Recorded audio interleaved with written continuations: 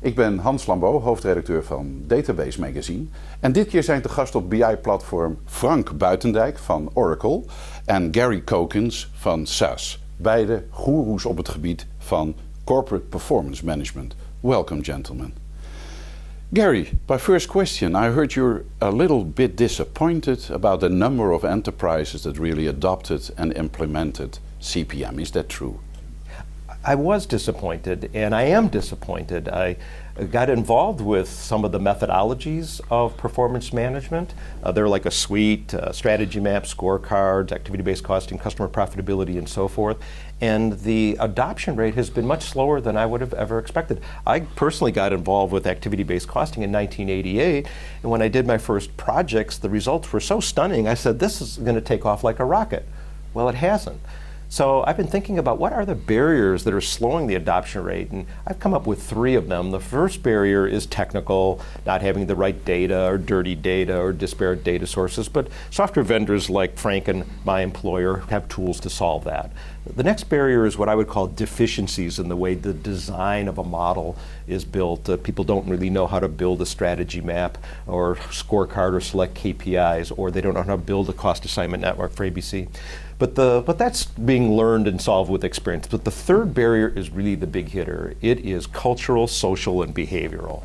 Fear of knowing the truth, not wanting to be held accountable, not wanting to be measured, not wanting to be measured by measures you didn't participate in, lack of leadership, understanding, or just the natural resistance to change that people have. People like the status quo. So, but can I challenge you a little bit on that? If we were sitting here and you'd be selling Mercedes cars and I'd be selling BMWs, wouldn't the both of us come to the conclusion that we're totally disappointed that there's not enough cars on the road?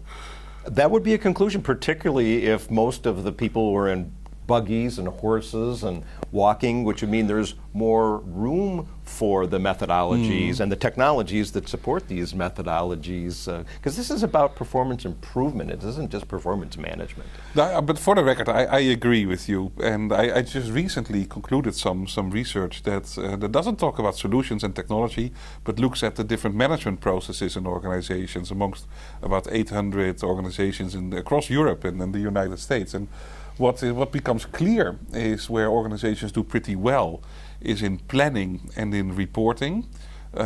What they don't do so well is the integration between the various management processes, particularly between strategy and execution, and most disappointingly in stakeholder management. So it's all about managing the hierarchy and not managing the whole performance network. So I do echo your concerns. Yeah, and Frank, we've talked about the ambiguity and confusion about what is performance management, and I think what you observed there goes right to the heart of it.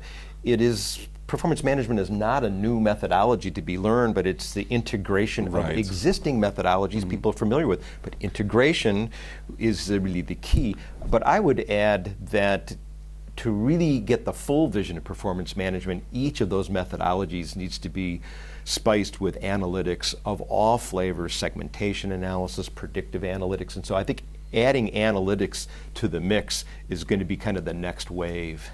So you mentioned a couple of things. You mentioned performance management, you mentioned analytics, another related term is BI. What's the difference? This is a debate that takes place with my employer, SAS. We're noted as a BI vendor, and so there'll be argument about performance management competing rivalry with BI. My simple explanation is these are inextricably tied together, but performance management methodologies, to me, deploys the power that's in BI. So BI is great at query and reporting, but to actually mine that information, get more utility for decision support, we use performance management to kind of grow it, kind of like potential energy and kinetic energy. Yeah, I've been taking an even a bit of a stronger statement. When we came up with the term CPM at Gartner in 2001, I immediately started to draft a slide like, what's the difference between BI and CPM, right? That's what you do as an analyst. You try to put everything in a little box. And then version 26 and 4 years later, I still hadn't figured out how that slide should look like. So I've come to the conclusion that they're just exactly the same. BI is a term that is used by IT people and intuitively understood as a class of technology, and it makes sense to put some applications on top of it for end users to work with it. Performance management is intuitively understood by general management and finance management to make the planning and control cycle go round, and it would make sense to have a common set of technology to make that happen. Wait a minute, isn't that saying exactly the same, just from a different angle? And analytics is just a term that resonates well with the line of business people, because they simply have 12 difficult quantitative problems that they need to solve, and well, you need kind of a tool for that. So I've been using those terms completely interchangeable depending on who I would be talking to. For me, it's exactly the same. If you twisted my arm, I would basically say, these things are probably the same thing. And to me, it's sort of like you can say thank you in different languages, you know, Dankeschön in German, thank you in US, you know, no matter what the word is, what the context is still the same. But I think an important issue here that tends to be missed is these things should be used in the context of decision making. And a lot of people will just have lots of data and convert it to lots of information, but we have to get more selective about which information for which types of decision, and tying things to decisioning for true steering, I think, is something we've got to spend more time focusing on. Yeah. So when you talk about decision making, the last 20 years, BI practitioners have complained that BI, performance management, whatever you want to call this, does not have the place on the executive agenda and the CEO's agenda that it should. Maybe BI does something wrong. Maybe executive decision making isn't as analytical as we think it is. Why do you think this complaint has been existing for the last 20 years?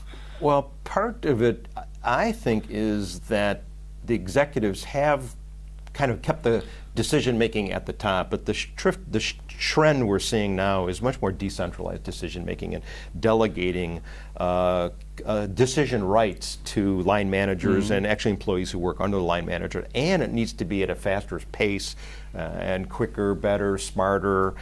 So as we move the decision rights down into the organization, they're the ones that need the analytics, and so and also I think from a competition standpoint, the margin for error is getting thinner. So we've got to get basically more competitive. Okay. Yeah.